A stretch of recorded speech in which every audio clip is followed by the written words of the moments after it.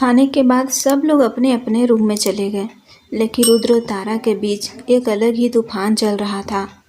तारा अपने कमरे में आईने के सामने खड़ी अपने बाल सुलझा रही थी।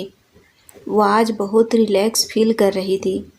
बापू खुश थे और वो अनचाही शादी टूट चुकी थी। तभी उसे आईने में पीछे खड़े रुद्र का अक्स दिखाई दिया।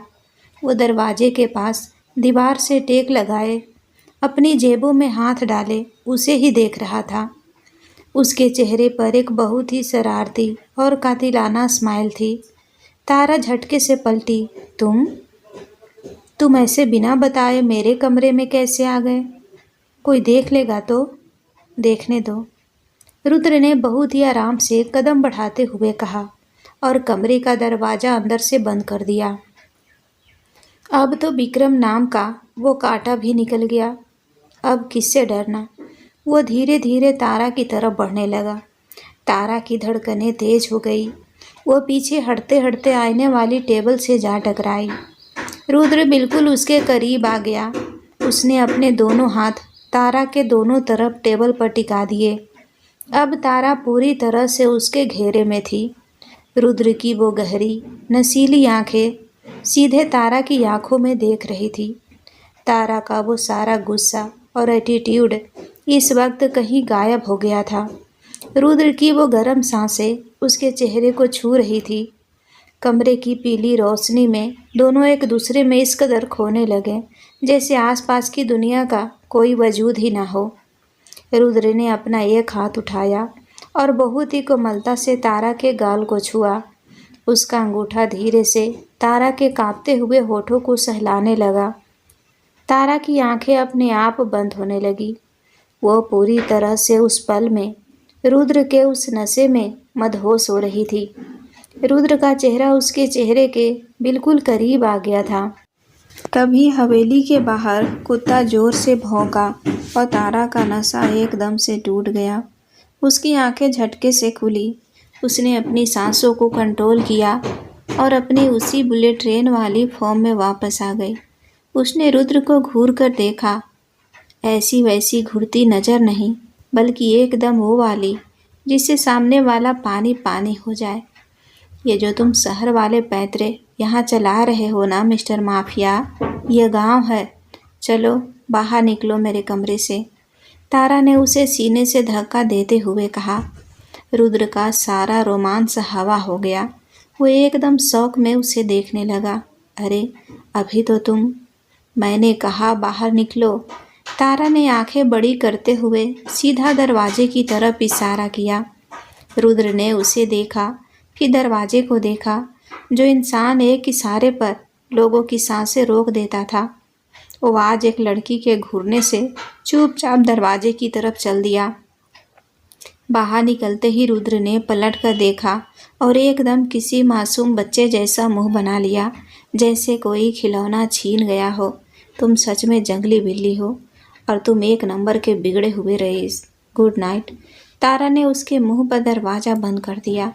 दरवाज़ा बंद होते ही रुद्र का वह उदास सा मुंह एक बहुत ही प्यारी और चौड़ी मुस्कान में बदल गया। उसने अपने बालों में हाथ फेरा। क्रेजी लड़की, वो बड़बड़ाया और मुस्कुराते हुए छत की तरफ चला गया।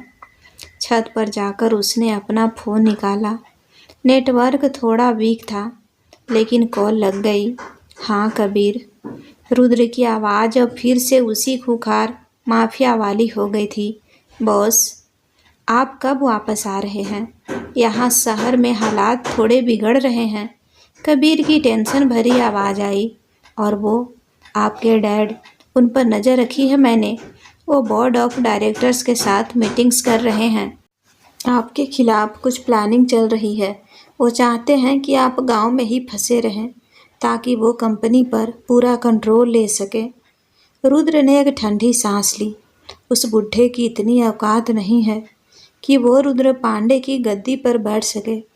उसे जो खेलना है खेलने दो। मैं उसे उसके ही खेल में मात दूंगा। तो आप आ रहे हैं? हाँ, बहुत जल्द। मुझे शहर वापस आना ही होगा। मेरा बिजनेस मुझे बुला रहा है, रुद्र ने कहा और उसकी नज़र सीधे तारा के कमरे की बंद खिड़की पर गई। लेकिन मैं वहाँ अकेला वापस नहीं आऊँगा। मेरे साथ कोई ऐसा आने वाला है जो मेरी दुनिया बदल चुका है। मैं सब सेटल करके आता हूँ। कॉल कट गई। रुद्र को पता था कि उसे जाना है, लेकिन तारा को छोड़कर जाना अब उसके लिए नामुमकिन था। अगली सुबह बहुत ही सुहानी थी। रुद्र अपने कमरे में गहरी नींद में सो रहा था। उसने शर्ट नहीं पहनी थी, बस एक ट्रैक पैंट में पेट के बल लेटा हुआ था। उसकी चौड़ी पीठ और मस्कुलर बॉडी साफ दिख रही थी। तभी दरवाजे से तारा अंदर आई। उसके हाथ में गीले कपड़ों की एक टोकरी थी जो उसे छत पर सुखानी थी, लेकिन रुद्र को ऐसे घोड़े बेचकर सोते हुए देखकर उसके अंदर की वो शरारती बच्ची जाग गई। तारा दबे पांव रुद्र के बिस्तर के पास आई। उसके खुद के बाल नहाने की वजह से अभी भी गीले थे। उसने अपने गीले बालों की लट पकड़ी और ठीक रुद्र के चेहरे के ऊपर आकर उन बूंदों को उसके चेहरे पर झटक दिया। ठंडे पानी की बूंदें जैसे ही रुद्र के चेहरे पर गिरी, उसकी आंखें हल्की सी सिकुड़ी, लेकिन वो हिला नहीं। वो बस सोने का नाटक करने लगा। तारा को लगा वो अभी भी सो रहा है। वो अपनी हंसी रोकते हुए थोड़ा और झुकी ताकि एक बार फिर से पानी की बूंदें डाल सके, लेकिन रुद्र तो रुद्र था। जैसे ही तारा उसके करीब आई, रुद्र ने अचानक से अपनी आंखें खोली। तारा कुछ समझ पाती उससे पहले ही रुद्र ने उसका हाथ पकड़ा और एक ही झटके में उसे खींचकर अपने ऊपर गिरा लिया। आह! तारा के मुंह से एक हल्की सी चीख निकली और अगले ही पल वो सीधा रुद्र के चौड़े, मजबूत और नंगे सीने पर थी। रुद्र ने तुरंत पलटी मारी और अब तारा बिस्तर पर नीचे थी और रुद्र उसके ऊपर। सब कुछ इतनी जल्दी हुआ कि तारा की सांसें हलक में ही अटक गई। कमरे में एकदम से सन्नाटा छा गया, जिसमें सिर्फ दोनों की तेज चलती हुई सांसों की आवाज़ आ रही थी। तारा का वो मक्खन मलाई जैसा चेहरा शर्म और घबराहट से एकदम लाल हो चुका था। उसने एक हल्का सा पीला सूट पहना था। रुद्र की नज़रें तारा की आंखों से होती हुई उसके कांपते हुए गुलाबी होठों पर आकर टिक गई। तारा ने उसे खुद से दूर करने के लिए अपने दोनों हाथ उसके सीने पर रखे, लेकिन रुद्र की उस गर्म और सख्त स्किन को छूते ही तारा के हाथों में जैसे करंट सा दौड़ गया। उसकी उंगलियां खुद ब खुद रुद्र के सीने पर कस गई। रुद्र के होठों पर वो कातिलाना स्माइल थी। तो मुझे सोते हुए परेशान करने में बहुत मज़ा आ रहा था। उसकी आवाज़ में नींद का वो भारीपन और एक अलग ही तरह का नशा था जो तारा के दिमाग को सून कर रहा था। रुद्र, छोड़ो मुझे, कोई आ जाएगा। तारा की आवाज़ बुरी तरह कांप रही थी। उसकी वो तेज जुबान इस वक्त जैसे काम करना बंद कर चुकी थी। आने दो, आज तो मैं भी देखना चाहता हूँ कि मुझे कौन रोकता है, रुद्र ने फुसफुसाते हुए कहा। उसने अपना एक हाथ तारा के गाल से होते हुए उसकी गर्दन पर फेरा और फिर धीरे से नीचे की ओर सरकाते हुए सीधा उसकी कमर पर ले गया। तारा की कुर्ती हल्की सी ऊपर खिसक गई थी और जैसे ही रुद्र की लंबी और सख्त उंगलियों ने तारा की कमर की उस नंगी स्किन को छुआ, तारा के पूरे शरीर में एक तेज सिहरन सी दौड़ गई। उसकी आंखें फड़क उठी और मुंह से एक हल्की सी सिसकी जैसी आवाज़ निकल गई। रुद्र का वो स्पर्श इतना इंटेंस, इतना गहरा था कि तारा के रोंगटे खड़े हो गए। उसकी धड़कनें इतनी तेज हो गई थी कि रुद्र उसे अपने सीने से टकराते हुए साफ महसूस कर सकता था। रुद्र ने अपनी उंगलियों से उसकी कमर को हल्का सा दबाया और अपना चेहरा तारा की गर्दन के बिल्कुल करीब ले गया। उसकी गर्म सांसें तारा की गर्दन को जला रही थी। तुम मेरे साथ क्या कर रही हो जंगली बिल्ली? रुद्र की आवाज़ एकदम भारी और धीमी थी। जब भी तुम मेरे इतने करीब होती हो, मेरा खुद पर से सारा कंट्रोल ख़त्म हो जाता है। तारा ने अपनी आंखें कस कर बंद कर ली। उसके अंदर भावनाओं का जो तूफान उठ रहा था, उसे संभालना अब उसके बस के बाहर था। वो चाह कर भी रुद्र को धक्का नहीं दे पा रही थी। वो उस छुअन, उस पागलपन में पूरी तरह से बहना चाहती थी। रुद्र के होठ जैसे ही तारा की गर्दन को हल्के से छूने के लिए आगे बढ़े, तारा ने बेताबी में अपनी मुट्ठियां कस ली। रुद्र के होठ जैसे ही तारा की गर्दन की उस नरम और दहकती हुई त्वचा को छूने ही वाले थे कि अचानक हवेली के नीचे आंगन से एक बहुत ही तेज आवाज गूंजी, तारा, अरे वो लाडो, जल्दी नीचे आ। ये सरपंच रघुबीर की आवाज़ थी और उसमें एक अजीब सी हड़बड़ाहट थी।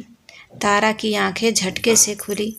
उसके दिमाग पर छाया वो नशा, वो मदहोशी पलक झपकते ही हवा हो गई। उसने पूरी ताकत से अपने दोनों हाथ रुद्र के सीने पर रखकर उसे पीछे की तरफ धक्का दिया।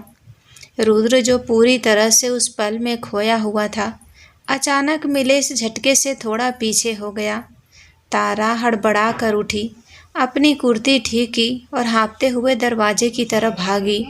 बापू बुला रहे हैं, वो बस इतना ही कह पाई और बिना पीछे मुड़े तेजी से कमरे से बाहर निकल गई। रुद्र वहीं बिस्तर पर आधा लेटा हुआ रह गया। उसने गहरी और खींच भरी सांस छोड़ी और अपना हाथ अपने बालों में फेरते हुए बड़बड़ाया, इस गांव के लोगों को टाइमिंग का कोई मतलब ही नहीं पता, जब देखो बीच में आ जाते हैं। वो बेतहासा इरिटेट हो चुका था, लेकिन फिर तारा का वो लाल होता हुआ चेहरा याद करके उसके चेहरे पर एक हल्की सी मुस्कान आ गई। नीचे आंगन में तारा दौड़ते हुए पहुंची।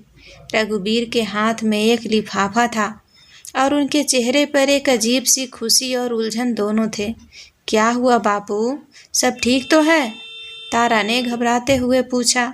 रघुबीर ने वो लिफाफा तारा के हाथ में थमा दिया।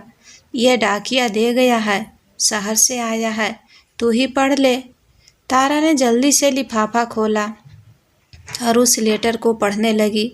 जैसे जैसे उसकी आंखें उन शब्दों पर दौड़ रही थी, उसका चेहरा खुशी से चमकने लगा। उसकी बड़ी बड़ी आंखें और बड़ी हो गई। बापू, मेरी जॉब लग गई, तारा ने खुशी से लगभग चिल्लाते हुए कहा। बापू, आपको याद है, मैंने कुछ महीने पहले शहर की एक बहुत बड़ी कंपनी में काम के लिए इंटरव्यू दिया था। उन्होंने मुझे सिलेक्ट कर लिया है।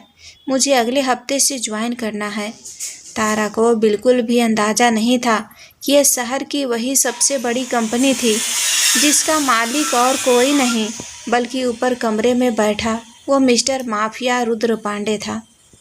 रुद्र ने ही कबीर को बोलकर तारा का वो रुका हुआ अपॉइंटमेंट लेटर रातों रात निकलवाया था। रघुबीर के चेहरे पर पहले तो खुशी आई, लेकिन अगले ही पल वो खुशी चिंता में बदल गई। उन्होंने एक गहरी सांस ली। ये तो बहुत अच्छी बात है लाडो, मैं तेरी इस कामयाबी से बहुत खुश हूँ, लेकिन रघुबीर की आवाज़ भारी हो गई। लेकिन बेटी, तू शहर कैसे जाएगी? पहले तो बात और थी, तेरी शादी विक्रम से होने वाली थी। मुझे लगा था कि तू शादी के बाद शहर में रहेगी तो अपना घर भी संभाल लेगी और काम भी कर लेगी, लेकिन अब तो वो शादी टूट चुकी है। तू इतनी दूर उस अनजान शहर में अकेली कैसे रहेगी? ना हमारा वहाँ कोई जानने वाला है, ना कोई रिश्तेदार। मैं तुझे यूँ अकेले कैसे भेज दूँ? तारा की खुशी एकदम से आधी रह गई। बापू की बात सच थी। गांव की लड़की के लिए शहर जाकर अकेले रहना इतना आसान नहीं था। उसके चेहरे की वो चमक धीरे धीरे कम होने लगी। तभी सीढ़ियों से उतरते हुए एक भारी और बेहद रिलैक्स आवाज़ आई। अकेली कहाँ है बापूजी? अपना कोई नहीं है, पर मैं तो हूँ ना।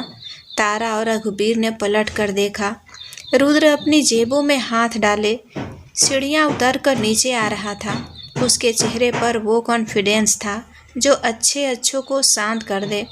वह रघुबीर के पास आकर खड़ा हुआ और बहुत ही अदब से बोला, आप चिंता क्यों करते हैं? वैसे भी मेरा काम यहाँ ख़त्म हो गया है और मैं 2 दिन बाद शहर वापस जा रहा हूँ। मेरी खुद की कंपनी है, मेरा अपना बिजनेस है वहाँ।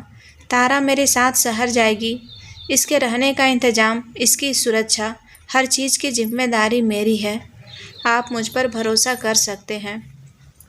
रघुबीर की आंखों में एक अजीब सी चमक और तसल्ली आ गई। उन्होंने आगे बढ़कर रुद्र का हाथ पकड़ लिया। तुम तो हमारे लिए भगवान बनकर आए हो रुद्र बेटा। तुमने पहले मेरी बेटी की जिंदगी बचाई और अब उसका सपना पूरा कर रहे हो। मुझे तुम पर खुद से ज़्यादा भरोसा है। रुद्र ने मुस्कुराते हुए हामी भरी। फिर उसकी नज़रें तारा पर गई। उसने बापू से नज़र बचाकर तारा की तरफ देखकर बहुत ही कातिलाना अंदाज में आंख मारी। तारा का चेहरा उस एक पल में टमाटर की तरह लाल हो गया। वो शर्म से पानी पानी हो गई, लेकिन अगले ही पल उसके अंदर की वो क्रेजी और पागल लड़की बाहर आ गई। वो ये नहीं भूल सकती थी कि उसकी ड्रीम जॉब उसे मिल गई है। यस, फाइनली मैं शहर जा रही हूँ।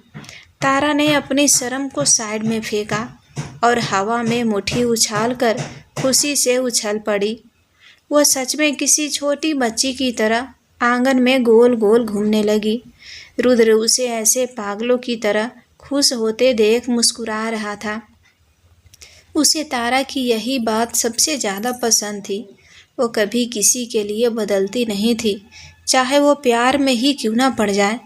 उसका वो असली पागलपन और उसकी वो एनर्जी हमेशा वैसी ही रहती थी। रात का वक्त था।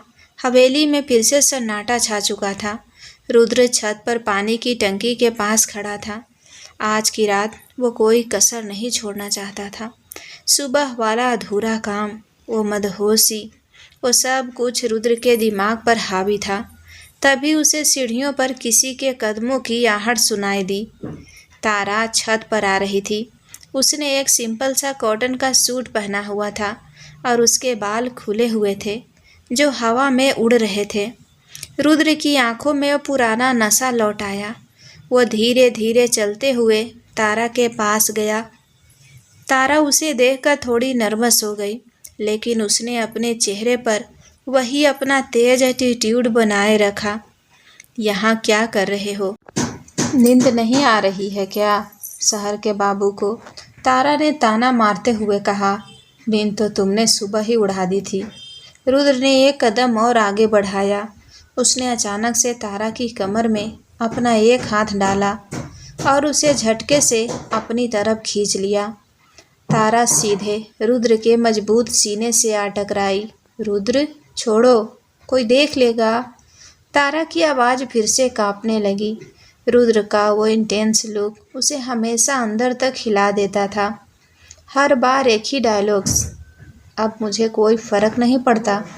रुद्र ने अपना चेहरा तारा के चेहरे के बिल्कुल करीब लाया। तुमने जो सुबह मेरे साथ किया था उसका बदला तो मैं लेकर रहूँगा।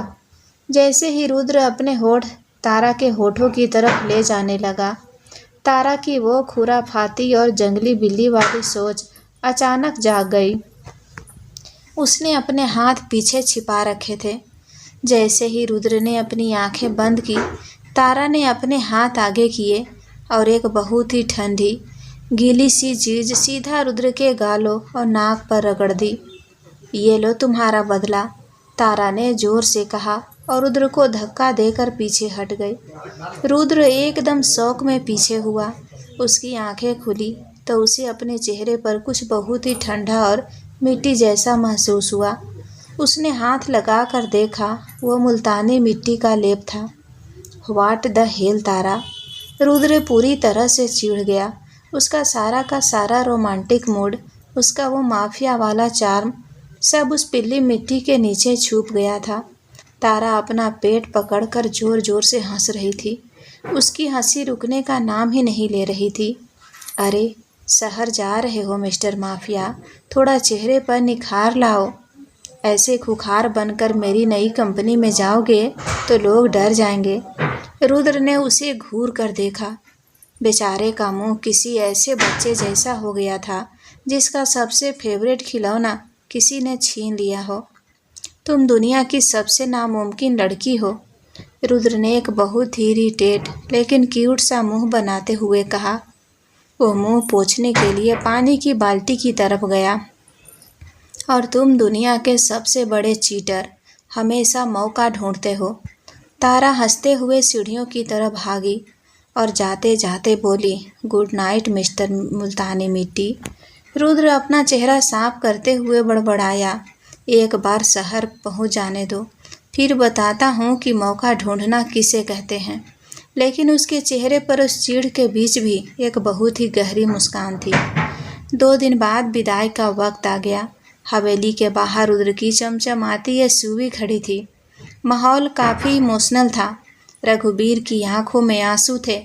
उन्होंने तारा को गले लगाया और फिर रुद्र के पास आए। मेरी बच्ची का ख्याल रखना रुद्र बेटा, यह थोड़ी पागल है, जुबान तेज है, लेकिन दिल की बहुत साफ है, रघुबीर ने भराई हुई आवाज़ में कहा। रुद्र ने बहुत ही सीरियस होकर रघुबीर के कंधे पर हाथ रखा।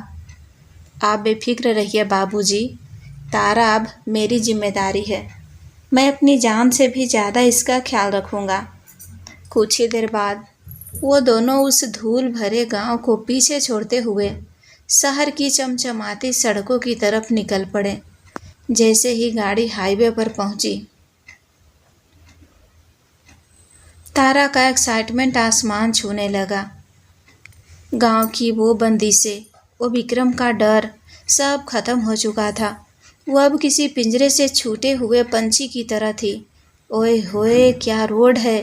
तारा ने गाड़ी का शीशा नीचे कर लिया और हवा में अपना हाथ बाहर निकाल दिया। वो रेडियो पर बज रहे किसी पुराने बॉलीवुड गाने को पूरी तेज आवाज़ में और बिल्कुल बेसुरी आवाज़ में गा रही थी। रुद्र गाड़ी चला रहा था। वो तारा की इन हरकतों को देखकर मन ही मन मुस्कुरा रहा था। लेकिन तारा टिक कर बैठने वालों में से कहाँ थी। रुद्र जी, ओ रुद्र, वो देखिए कितनी बड़ी बिल्डिंग है। तारा अचानक से अपनी सीट से उछली और रुद्र की तरफ झुक गई। तारा, आराम से बैठो, मैं गाड़ी चला रहा हूँ, रुद्र ने सड़क पर नज़र टिकाए रखते हुए कहा। लेकिन तारा की वो बुलेट ट्रेन जुबान और उसकी एनर्जी रुकी नहीं रही थी। अरे यार, यह गाना कितना बोरिंग है, कोई धांसू सा गाना लगाओ ना। यह कहते हुए तारा ने म्यूजिक सिस्टम का बटन दबाने के लिए खुद को रुद्र की तरह पूरी तरह से झुका दिया। ऐसा करते हुए उसका चेहरा रुद्र के चेहरे के एकदम करीब आ गया। उसके खुले हुए नरम बाल रुद्र की गर्दन को छूने लगे। तारा के बालों से आने वाली वो चमेली की खुशबू और उसके शरीर की वो गर्माहट रुद्र के होश उड़ा रही थी। तारा बिल्कुल इस बात से अनजान थी कि वो रुद्र के अंदर किस तरह का तूफान खड़ा कर रही है। वो अभी भी सिस्टम के बटन दबाने में लगी थी और बड़बड़ा रही थी, तुम्हारी इतनी महंगी गाड़ी है, पर गाने एकदम बाबा आदम के ज़माने के रखे हैं। अरे ये बटन काम क्यों नहीं कर रहा? बोलते बोलते तारा का चेहरा रुद्र की साइड प्रोफाइल से लगभग रगड़ खा गया। रुद्र की उंगलियों ने स्टीयरिंग व्हील को इतनी ज़ोर से जकड़ लिया कि उसकी नसें तन गई। उसका सब्र अब जवाब दे चुका था। वो पिछले कई दिनों से इस लड़की को छूने, इसे महसूस करने के लिए पागल हो रहा था, और ये लड़की यहाँ अपनी नादानियों से उसके सेल्फ कंट्रोल की धज्जियाँ उड़ा रही थी। रुद्र ने अचानक से गाड़ी का ब्रेक मार दिया। गाड़ी एक झटके के साथ हाईवे के किनारे आकर रुक गई। तारा एकदम से चौंक गई। वो अपनी सीट पर वापस गिरी। क्या हुआ? ऐसे अचानक ब्रेक क्यों मारा? कोई जानवर आ गया था क्या सामने? रुद्र ने कोई जवाब नहीं दिया। उसने अपनी सीट बेल्ट खोली। उसकी आंखों में इस वक्त एक ऐसी आग थी जो तारा को जला कर राख कर सकती थी। वो खुखार माफिया वाला जुनूनी प्यार अब अपनी सारी हदें तोड़ने वाला था। इससे पहले कि तारा एक और शब्द बोल पाती, रुद्र ने अचानक से अपना एक हाथ तारा की कमर के पीछे डाला और दूसरे हाथ से उसकी गर्दन के पीछे बालों को पकड़ लिया। उसने एक ही झटके में तारा को अपनी तरफ खींचा। दोनों के बीच कंसोल बीच का हिस्सा था, लेकिन रुद्र की ताकत के आगे वो कुछ नहीं था। तारा की आंखें फटी की फटी रह गई। रुद्र, तुम? लेकिन वो आंखें कभी पूरा नहीं हो पाया। रुद्र ने अपने होठ तारा के होठों पर रख दिए। वो कोई नॉर्मल किस नहीं था। वो ऐसा किस था जिसमें रुद्र का सारा फ्रस्ट्रेशन, उसका सारा पागलपन, उसका वो भयंकर पजेसिव नेचर और उसका बेइंतहा प्यार शामिल था। रुद्र ने तारा के होठों को इतनी गहराई और इतने अधिकार के साथ चूमा कि तारा का पूरा शरीर सून पड़ गया। तारा जो हर वक्त मशीन गन की तरह बोलती रहती थी, आज उसकी जुबान पूरी तरह से खामोश हो गई थी। उसकी बड़ी बड़ी आंखें शौक के मारे खुली हुई थी। उसका दिमाग प्रोसेस ही नहीं कर पा रहा था कि अभी अभी क्या हुआ है। रुद्र का एक हाथ अभी भी उसके बालों में कसा हुआ था और दूसरा हाथ उसकी कमर को अपनी तरफ मजबूती से जकड़े हुए था। कार के अंदर एसी की ठंडी हवा चल रही थी, लेकिन दोनों के बीच की वो हीट, वो पैशन इतना ज़्यादा था कि कार के शीशों पर धुंध छाने लगी। कुछ पलों के लिए तारा ने विरोध करने की कोशिश की। उसने अपने हाथ रुद्र के सीने पर रखे, लेकिन रुद्र का वह स्पर्श, उसकी वो इंटेंसिटी इतनी हावी थी कि तारा के हाथ खुद ब खुद रुद्र की शर्ट को मुट्ठी में भींचने लगे। उसकी आंखें धीरे धीरे बंद हो गई और वो भी उस पागलपन में डूबने लगी। कुछ लंबे और मदहोश कर देने वाले पलों के बाद रुद्र धीरे से पीछे हटा। दोनों की सांसें बहुत तेज चल रही थी। रुद्र ने अपना माथा तारा के माथे से टिका दिया। तारा का पूरा चेहरा शर्म और शौक से लाल हो चुका था। वो हाँफ रही थी और उसकी आंखें अभी भी बंद थी। उसे समझ नहीं आ रहा था कि वो क्या कहे। रुद्र ने बहुत ही भारी और नशीली आवाज में फुसफुसाते हुए कहा, तुम सच में बहुत बोलती हो जंगली बिल्ली, और मुझे तुम्हारे बकबक बंद करने का इससे बेहतर तरीका कोई और समझ नहीं आया। तारा ने धीरे से अपनी आंखें खोली और रुद्र की उन गहरी आंखों में देख रही थी, जिनमें अब कोई घमंड नहीं था, सिर्फ उसके लिए पागलपन वाला इश्क था। तुम सच में पागल हो, तारा ने कांपती हुई आवाज में कहा, लेकिन इस बार उसकी आवाज में कोई गुस्सा नहीं था। रुद्र के होठों पर एक बहुत ही खूबसूरत विजयी मुस्कान आ गई। उसने तारा की नाक पर हल्का सा फ्लिप किया और वापस अपनी सीट पर बैठ गया।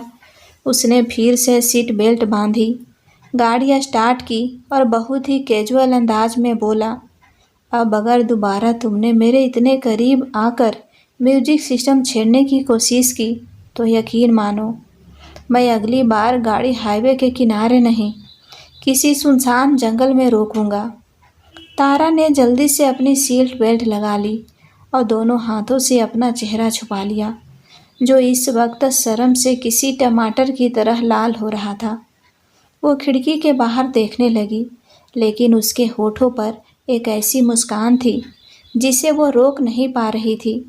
शहर का सफ़र अभी शुरू ही हुआ था, लेकिन तारा को समझ आ गया था कि रुद्र पांडे नाम के इस तूफान के साथ उसकी ज़िंदगी का हर दिन अब एक रोलर कोस्टर राइड होने वाला था।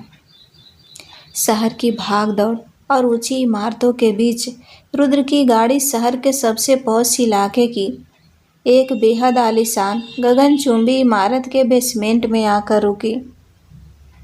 सफ़र के दौरान कार में जो हुआ था, उसके बाद से तारा के चेहरे की लाली अभी तक नहीं गई थी।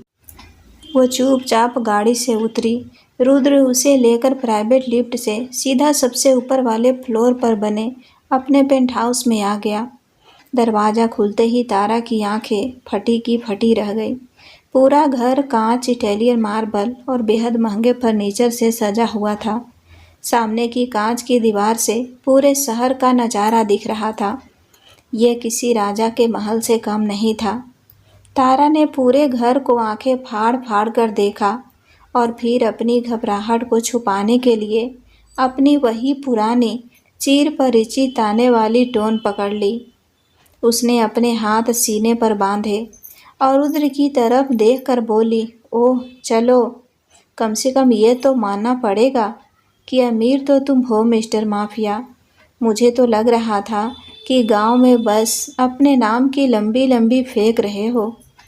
रुद्र जो अपना कोट उतार कर सोफे पर डाल रहा था, अचानक रुक गया। उसने अपनी गहरी और तीखी नज़रों से तारा को घूर कर देखा और धीमे लेकिन भारी कदमों से उसके पास आने लगा। क्या मतलब है तुम्हारा? रुद्र ने अपनी भौहें चढ़ाते हुए पूछा। तारा एक कदम पीछे हटी, लेकिन उसकी जुबान कहाँ रुकने वाली थी। मतलब यही कि मुझे लगा तुम्हारे पास बस वो एक बड़ी सी गाड़ी है जिसे लेकर तुम हमारे गांव की पतली गलियों में फंस गए थे। लेकिन यहाँ का नज़ारा देखकर लग रहा है कि तुम सच में शहर के किसी बड़े गुंडे। तारा अपनी बात पूरी कर पाती उससे पहले ही रुद्र ने आगे बढ़कर एक झटके में उसकी कमर में हाथ डाला और उसे खींचकर बिल्कुल अपने सीने से लगा लिया। तारा की सांसें एकदम से अटक गई। रुद्र की वो गर्म सांसें सीधे तारा के चेहरे पर पड़ रही थी। उसका दिल इतनी जोर से धड़कने लगा कि उसे लगा रुद्र भी उसकी आवाज़ सुन लेगा। तुम ना ये बार बार क्या मुझे अपने करीब खींच लेते हो? तारा ने नज़रें चुराते हुए हल्की सी कांपती आवाज़ में शिकायत की। रुद्र के चेहरे पर एक बेहद नशीली और कातिलाना मुस्कान आ गई। उसने अपना दूसरा हाथ उठाया और बहुत ही कोमलता से अपनी उंगलियों के पोरों से तारा के कांपते हुए होठों को छुआ। क्या करूं जंगली बिल्ली? रुद्र की आवाज़ इतनी गहरी और मखमली थी कि तारा के रोंगटे खड़े हो गए। तुम इतनी खूबसूरत हो कि मेरा दिल ही नहीं भरता।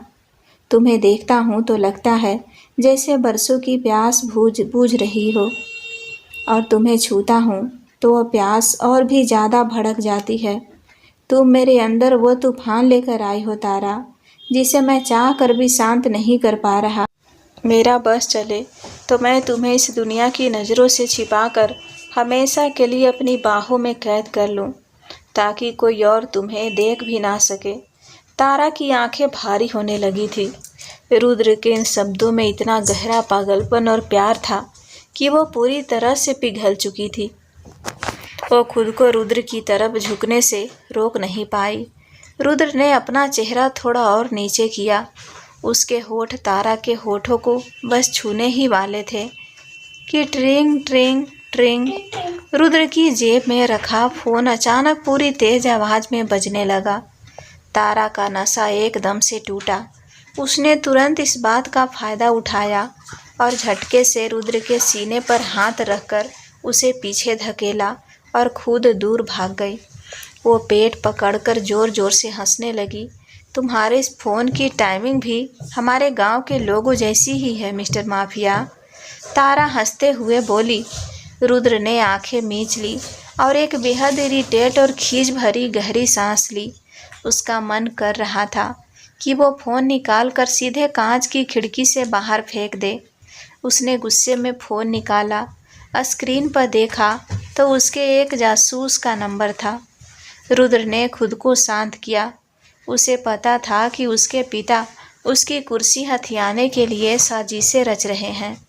उसने अभी तक किसी को नहीं बताया था कि वो शहर वापस आ चुका है। उसे अपनी वापसी को एक राज रखना था। उसने फ़ोन काट दिया और फ़ोन को म्यूट करके सोफे पर फेंक दिया।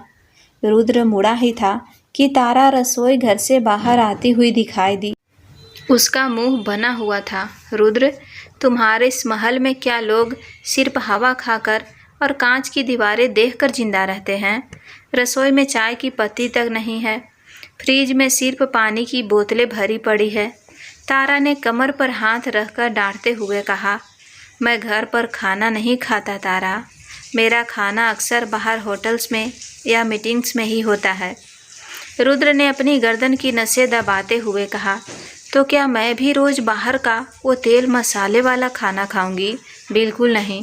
चलो मार्केट चलो मेरे साथ, राशन और सब्जी लेकर आते हैं। तारा ने सीधा हुक्म सुनाया। रुद्र, जिसने आज तक किसी सब्जी मंडी का मुंह नहीं देखा था, एकदम हैरान रह गया। मार्केट? मैं? तुम पागल हो गई हो? किसी सुपरमार्केट से ऑनलाइन मंगवा लेते हैं। मुझे वो पैकेट वाली सूखी सब्जियां नहीं चाहिए। मुझे ताज़ी सब्जी चाहिए, वो भी अभी। चलो गाड़ी निकालो। रुद्र जानता था कि इस जंगली बिल्ली से बहस करने का कोई फ़ायदा नहीं है। उसने हार मानकर अपना फ़ोन उठाया और अपने असिस्टेंट कबीर को कॉल किया। कबीर, रुद्र ने अपनी उसी सख्त और बॉस वाली आवाज़ में कहा, मेरे घर के आसपास कोई सब्जी मंडी या मार्केट है? उसकी लोकेशन भेजो। दूसरी तरफ कबीर के हाथ से फाइल ही गिर गई। मंडी? सब्जी मंडी? बॉस आप ठीक तो हैं? आपको, मेरा मतलब है, क्या आपको किसी की लाश को वहाँ ठिकाने लगाना है या कोई नया इलाका खरीदना है? रुद्र का पारा चढ़ गया। दिमाग खराब मत कर कबीर, मैंने जो पूछा है उसका जवाब दे। मुझे सब्जियां खरीदनी है, लोकेशन भेज अभी। रुद्र ने फ़ोन काट दिया। दूसरी तरफ कबीर को लगा जैसे उसकी दुनिया घूम गई हो। शहर का सबसे बड़ा माफिया सब्जी खरीदने मंडी जा रहा था। कुछ ही देर में दोनों मार्केट पहुंच गए। जैसे ही रुद्र अपनी महंगी गाड़ी से बाहर निकला, उसने अपने चेहरे पर एक अजीब सी सिकुड़न ले ली। चारों तरफ लोगों की भारी भीड़, गाड़ियों की हॉर्न की आवाज़, धूल और सब्जियों की अजीब सी महक। एक ठेले वाले ने गलती से रुद्र के कंधे पर धक्का मार दिया। रुद्र का गुस्सा 7वें आसमान पर पहुंच गया। उसने उस आदमी को इतनी खूंखार नज़रों से देखा कि वो बेचारा वहीं कांप गया।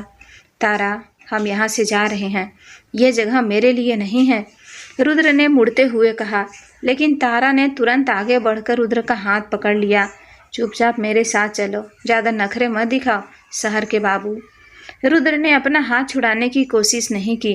भीड़ और धूल के बीच भी तारा के हाथ की वो नरम छुअन उसे एक अजीब सा सुकून दे रही थी। तारा उसे खींचते हुए एक सब्जी वाले के पास ले गई। वह बिल्कुल अपने गांव वाले अंदाज में मोलभाव करने लगी। भैया, ये भिंडी कैसे दी? 60 रुपये। अरे लूट रहे हो क्या? 40 में लगानी है तो बताओ। तारा अपनी मशीन गन जैसी जुबान चला रही थी। रुद्र बस चुपचाप हाथ बांधे उसे देख रहा था।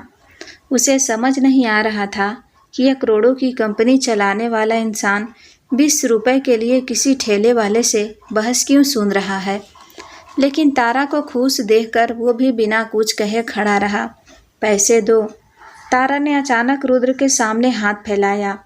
रुद्र ने अपनी जेब से 500 के कड़क नोटों की एक पूरी मोटी गड्डी निकालकर तारा के हाथ पर रख दी। ठेले वाले की आंखें फटी रह गई।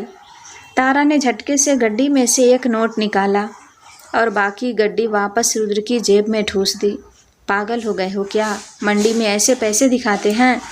आगे बढ़ते हुए वे एक चूड़ियों और बिंदी की दुकान पर गए। वहाँ कुछ अधेड़ उम्र की आंटियाँ भी खरीदारी कर रही थी। तारा और रुद्र को साथ देखकर एक आंटी मुस्कुराते हुए बोली, अरे बेटा, नई नई शादी हुई है क्या तुम्हारी? भगवान नज़र से बचाए, बहुत ही सुंदर जोड़ी है, बिल्कुल राम सीता जैसी लगते हो दोनों। यह सुनकर तारा का चेहरा शर्म से एकदम सुर्ख लाल हो गया। वो हड़बड़ाकर दूसरी तरफ देखने लगी, लेकिन रुद्र के चेहरे पर एक बेहद चौड़ी और गर्व से भरी मुस्कान आ गई। उसने आंटी की तरफ देखकर बहुत ही तहजीब से कहा, धन्यवाद आंटी जी। वो तारा को इस तरह पत्नी माने जाने पर अंदर ही अंदर बहुत खुश हो रहा था। आगे फल वाले के पास गए तो वहाँ फल बेचने वाली औरत रुद्र की उस शानदार पर्सनालिटी और कातिलाना चेहरे को देखकर एकदम फिदा हो गई। अरे मैडम जी, आपके बाबूजी तो बिल्कुल किसी फिल्मी हीरो जैसे लगते हैं, उस औरत ने मुस्कुराते हुए कहा और पपीते के साथ 2 बड़े बड़े अनार तारा के थैले में डाल दिए। ये मेरी तरफ से बाबूजी के लिए एकदम फ्री। तारा को थोड़ी सी जलन हुई कि ये औरत उसके रुद्र को ऐसे क्यों देख रही है, लेकिन फ्री का सामान देखकर वो खुश भी बहुत हुई। रुद्र, जिसे शुरू में इस भीड़ और धूल से चीड़ हो रही थी, अब वो इस माहौल में पूरी तरह से ढल चुका था। वो तारा को इतना खुश, इतना बेफिक्र देखकर अपनी सारी परेशानियाँ, अपनी सारी माफिया वाली ज़िंदगी भूल चुका था। आज वो सिर्फ एक आम इंसान था जो अपनी पसंद की लड़की के साथ बाजार में घूम रहा था। कुछ घंटों बाद दोनों ढेरों थैले लेकर पेंट हाउस वापस लौटे। घर के अंदर घुसते ही रुद्र ने सारे थैले किचन के काउंटर पर रखे और खुद को सूंघा। उफ, मेरे ऊपर पूरे बाजार की धूल, पसीना और धनिया पुदीना की महक आ रही है। मैं ये सब बर्दाश्त नहीं कर सकता। मैं तुरंत नहाने जा रहा हूँ। वो बिना एक पल रुके अपने बेडरूम की तरफ भाग गया। तारा उसे ऐसे भागते देख जोर से हंस पड़ी। जाओ जाओ, जाकर अपने शहर वाले महंगे साबुन से अपनी धूल उतारो। तारा ने हंसते हुए कहा। रुद्र के जाने के बाद तारा ने बालों का जूड़ा बनाया, अपना दुपट्टा कमर में बांधा और उस आलीशान किचन में अपनी गांव वाली फुर्ती से खाना बनाने में जुट गई। आज वो रुद्र के लिए कुछ बहुत ही खास बनाने वाली थी। इस बड़े से कांच के ठंडे महल में आज पहली बार एक असली घर जैसी महक गूंजने वाली थी। आधे घंटे बाद जब रुद्र नहाकर बाहर आया तो उसके बालों से पानी की बूंदें टपक रही थी और पूरे पेंट हाउस में उसके महंगे परफ्यूम की खुशबू के साथ साथ एक और महक गूंज रही थी, गर्मा गर्म घर के खाने की महक। उसने एक कैजुअल टी शर्ट और लोअर पहना हुआ था। वह तौलिए से अपने बाल पोंछते हुए डाइनिंग एरिया की तरफ बढ़ा। तारा ने कांच की उस शानदार डाइनिंग टेबल पर खाना लगा दिया था, दाल का तड़का, जीरा राइस और भिंडी की सब्जी। वो प्लेट्स सेट कर रही थी कि तभी रुद्र पीछे से आया। तारा ने उसकी तरफ देखा और कहा, चलो बैठ जाओ। तुम्हारे इस महल में मुझे जो भी मसाले मिले मैंने उसी से काम चला लिया है। तारा अपनी कुर्सी खींचकर बैठने ही वाली थी कि रुद्र ने अचानक उसका हाथ पकड़ा और उसे अपनी तरफ खींच लिया। तारा हड़बड़ाकर सीधे रुद्र की गोद में आ गिरी। रुद्र कुर्सी पर बैठ चुका था और तारा उसकी मजबूत जांघों पर बैठी थी। रुद्र, ये क्या कर रहे हो? खाना रखा है सामने, मुझे बैठने दो। तारा का चेहरा एकदम से लाल हो गया। उसने उठने की कोशिश की, लेकिन रुद्र के मजबूत हाथों ने उसकी कमर को इस तरह जकड़ रखा था कि उसका हिलना भी मुश्किल था। मैं तुम्हें बैठने ही तो दे रहा हूँ, रुद्र ने एक बहुत ही नशीली मुस्कान के साथ कहा। और मुझे मेरी ये कुर्सी बहुत पसंद आ रही है। उसने तारा को अपनी बाहों के घेरे में रखा और एक हाथ से रोटी का टुकड़ा तोड़कर उसे सब्जी में डुबोया और तारा के होठों के पास ले गया। मुँह खोलो। तारा ने अपनी बड़ी बड़ी आंखें और बड़ी करते हुए उसे देखा। मैं खुद खा सकती हूँ, मेरे हाथ सलामत हैं। मुझे पता है तुम्हारी जुबान और हाथ दोनों बहुत अच्छे से चलते हैं जंगली बिल्ली, लेकिन इस वक्त चुपचाप मुंह खोलो, वरना मैं तुम्हें किसी और तरीके से भी खाना खिलाना जानता हूँ। रुद्र की आवाज़ में वो मीठी सी धमकी थी जिसे सुनकर तारा के दिल की धड़कनें तेज हो गई। उसने चुपचाप मुंह खोला और रुद्र के हाथ से वो निवाला खा लिया। रुद्र ने उसे अपने हाथों से पूरा खाना खिलाया। बीच बीच में वो खुद भी उसी प्लेट से खा रहा था।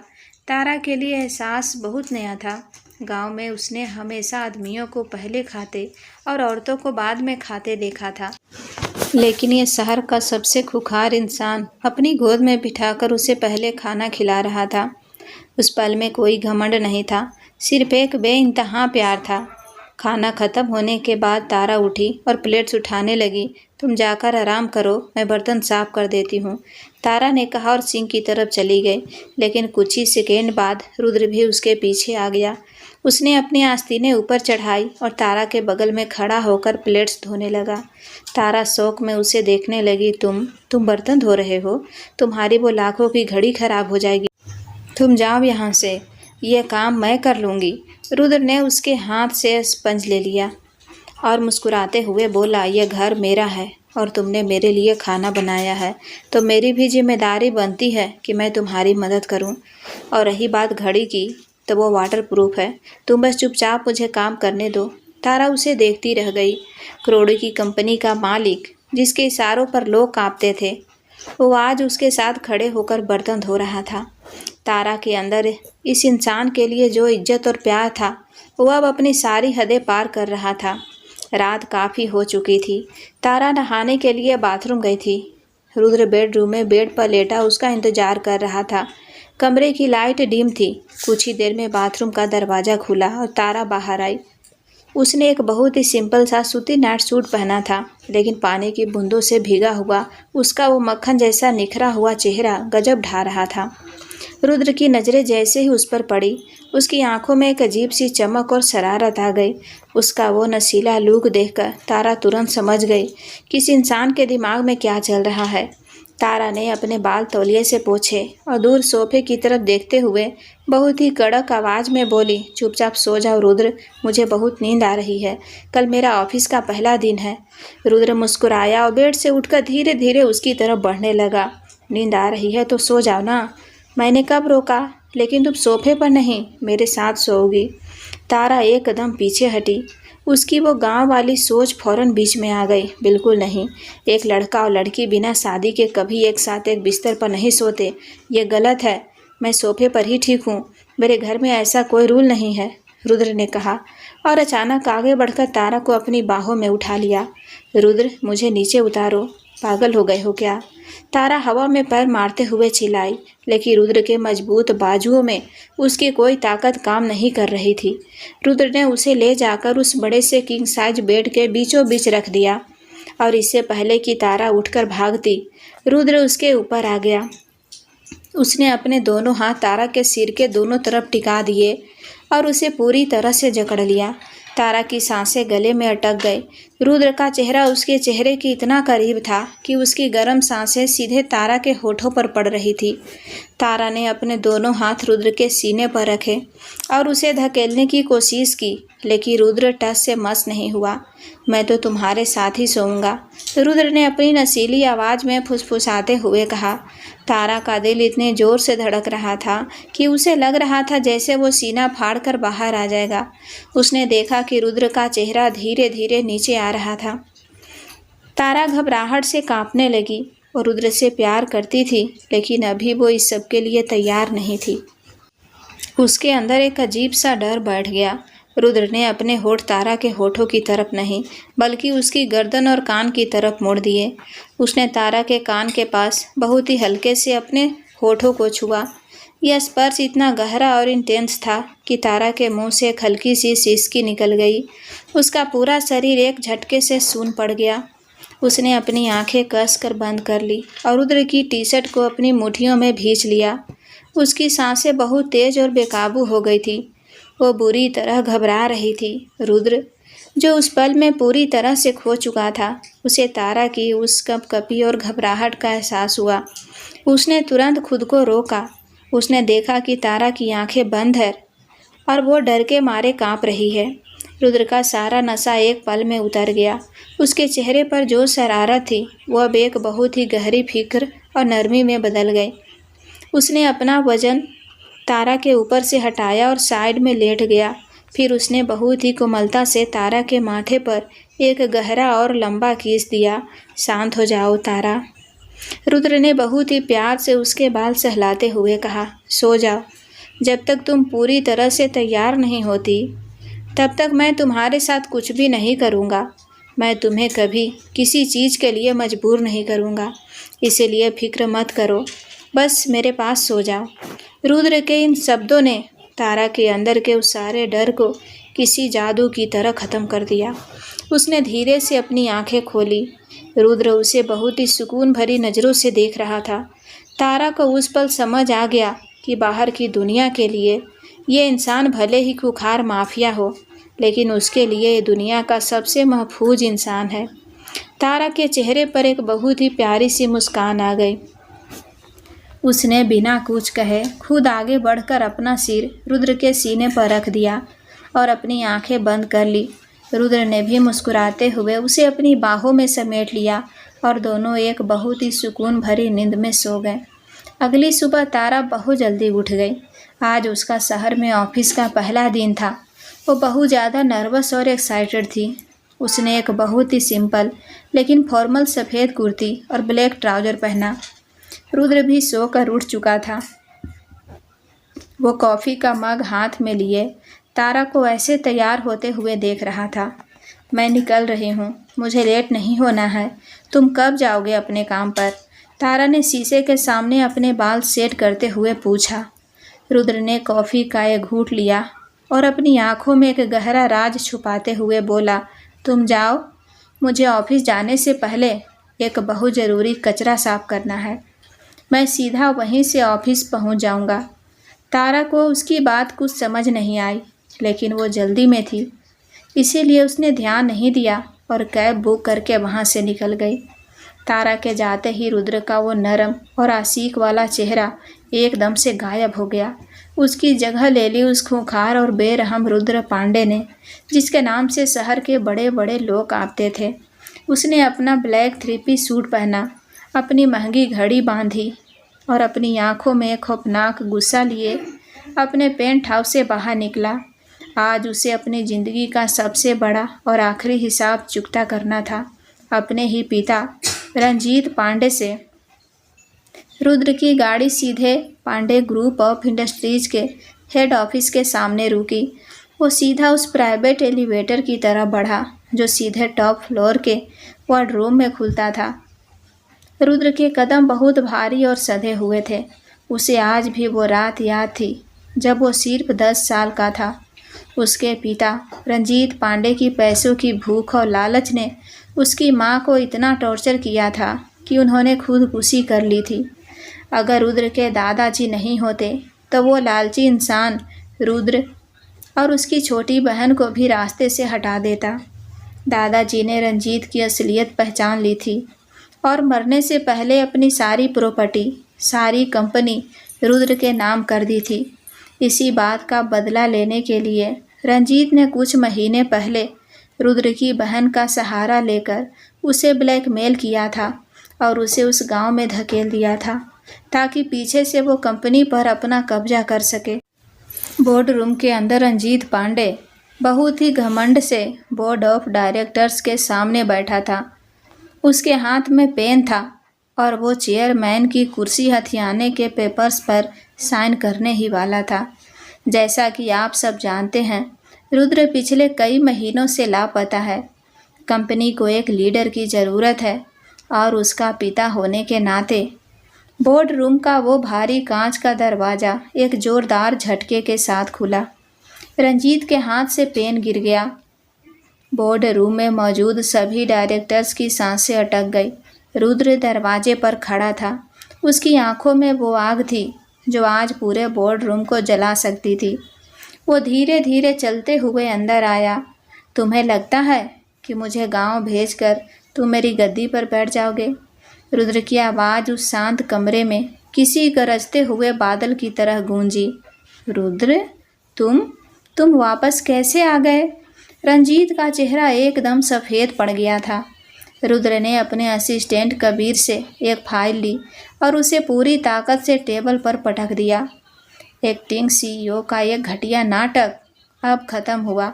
मिस्टर रंजीत पांडे, इस फाइल में तुम्हारे उन सारे काले कारनामों के सबूत हैं। वो करोड़ों का गबन जो तुमने कंपनी के फंड से किया, वो गैर कानूनी डील्स, और सबसे बढ़कर रुद्र थोड़ा आगे झुका और उसने अपने दोनों हाथ टेबल पर टिका दिए। उसकी आवाज़ में अब एक खतरनाक फुसफुसाहट थी। वह पुलिस रिपोर्ट जो ये साबित करती है कि 15 साल पहले मेरी माँ की मौत कोई आत्महत्या नहीं बल्कि तुम्हारे मेंटल टॉर्चर का नतीजा थी। रंजीत कांपने लगा। ये सब झूठ है। तुम अपने ही पिता को फंसा रहे हो। पिता? रुद्र एक खौफनाक हंसी हंसा।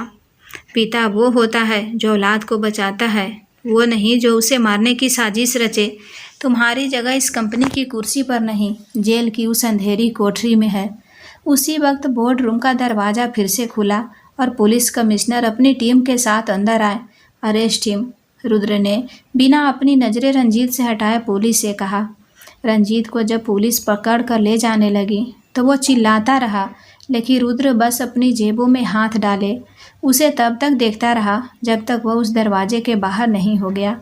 बरसों पुराना वो बोझ, अपनी माँ का वो इंसाफ, आज रुद्र ने पूरा कर दिया था। उसने एक लंबी और सुकून भरी सांस ली। अब उसे किसी भी साजिश का कोई डर नहीं था। अब वो पूरी तरह से आज़ाद था। कबीर, रुद्र ने अपनी टाई को हल्का सा सेट करते हुए कहा, आज नए एम्प्लॉयज़ का ओरिएंटेशन है ना? चलो फ्लोर विजिट का वक्त हो गया है। उसके चेहरे पर अब एक बहुत ही कातिलाना और शरारती मुस्कान थी। उसे तारा का वो रिएक्शन देखना था जिसका वो बेसब्री से इंतजार कर रहा था। दूसरी तरफ कंपनी के 4th फ्लोर पर तारा की हालत ख़राब थी। वो अपनी डेस्क पर खड़ी थी। कंपनी इतनी बड़ी और इतनी शानदार थी कि तारा को लग रहा था जैसे वो किसी सपने में आ गई हो। एचआर मैनेजर सबको बता रहे थे कि आज कंपनी के सीईओ जो पिछले कुछ महीनों से बाहर थे वो खुद फ्लोर विजिट पर आ रहे हैं। सब लोग अपनी अपनी जगह पर खड़े हो जाइए। बॉस बहुत ही सख्त इंसान है, कोई भी गलती बर्दाश्त नहीं की जाएगी। मैनेजर घबराहट में चिल्ला रहा था। तारा भी अपनी फाइल पकड़कर बाकी लोगों के साथ लाइन में खड़ी हो गई। उसने अपना सिर थोड़ा नीचे झुका रखा था। वो मन ही मन भगवान से प्रार्थना कर रही थी कि उसका पहला दिन शांति से निकल जाए। तभी पूरे फ्लोर पर एक अजीब सा सन्नाटा छा गया। एलिवेटर की टिंग की आवाज़ आई। तारा ने सिर्फ भारी जूतों के कदमों की आवाज़ सुनी जो धीरे धीरे उसकी तरफ आ रही थी। फ्लोर का हर इंसान ऐसे कांप रहा था जैसे यमराज खुद सामने आ गए हों। वो कदम बिल्कुल तारा की डेस्क के सामने आकर रुक गए। क्या नाम है तुम्हारा? एक बहुत ही भारी, सख्त और जानी पहचानी आवाज़ तारा के कानों में पड़ी। तारा का दिल एक सेकेंड के लिए रुक गया। यह आवाज़, ये तो। उसने झटके से अपना सिर ऊपर उठाया। सामने ब्लैक थ्री पीस सूट में अपनी दोनों जेबों में हाथ डाले पूरे खौफ और रुतबे के साथ रुद्र पांडे खड़ा था। तारा की आंखें इतनी बड़ी हो गई कि ऐसा लगा जैसे बाहर निकल आएंगी। उसका मुंह खुला का खुला रह गया। उसके हाथों से वो फाइल फिसल कर नीचे गिर गई, लेकिन उसे होश ही नहीं था। ये मिस्टर माफिया, ये इस कंपनी का मालिक है। रुद्र की आंखों में एक बहुत ही शैतानी और नशीली चमक थी, लेकिन उसके चेहरे पर एक परफेक्ट प्रोफेशनल बॉस वाला एटीट्यूड था।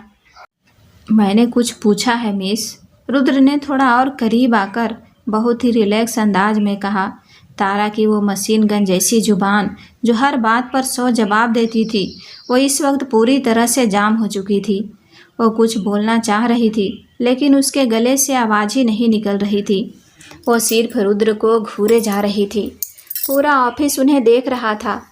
एचआर मैनेजर घबरा कर आगे आया। सर, ये तारा है, आज ही ज्वाइन किया है इन्होंने। रुद्र ने तारा की उस शॉक्ड और बेबस हालत को देखकर अपने होठों की उस मुस्कान को बड़ी मुश्किल से कंट्रोल किया। Welcome to the company Miss Tara. Rudra ने अपनी आवाज़ को थोड़ा और भारी करते हुए कहा। मुझे उम्मीद है कि आप अपनी जुबान से ज़्यादा अपने काम पर फोकस करेंगी। तारा का चेहरा अब झेप और गुस्से से लाल होने लगा था। उसे समझ आ गया था कि रुद्र जानबूझकर उसके साथ ये गेम खेल रहा है। वो सबके सामने उसे कुछ कह भी नहीं सकती थी। जी सर। तारा ने दांत पीसते हुए बड़ी मुश्किल से शब्द निकाले। रुद्र ने उसकी आंखों में देखा, वहाँ से एक साइलेंट मैसेज दिया और फिर बिना कुछ और कहे वहाँ से आगे बढ़ गया। उसके जाते ही तारा धम से अपनी कुर्सी पर बैठ गई। उसका दिमाग चकरा रहा था। वो इंसान जिसे वो रात भर गालियाँ देती रही, जिससे वो सुबह लड़कर आई, वो उसका बॉस था। तारा ने डेस्क पर रखा पानी का गिलास एक सांस में खाली किया। उसे समझ आ गया था कि रुद्र के साथ उसकी ज़िंदगी गांव में जितनी मुश्किल थी, इस शहर के आलीशान ऑफिस में वो उससे कहीं ज़्यादा खतरनाक और दिलचस्प होने वाली थी। और उसे यह भी पता था कि आज शाम को पेंट हाउस पहुंचने के बाद वो इस बॉस की क्या हालत करने वाली है। दोस्तों, इस कहानी में आगे क्या होने वाला है देखने के लिए हमारे चैनल को सब्सक्राइब कर लीजिए। धन्यवाद।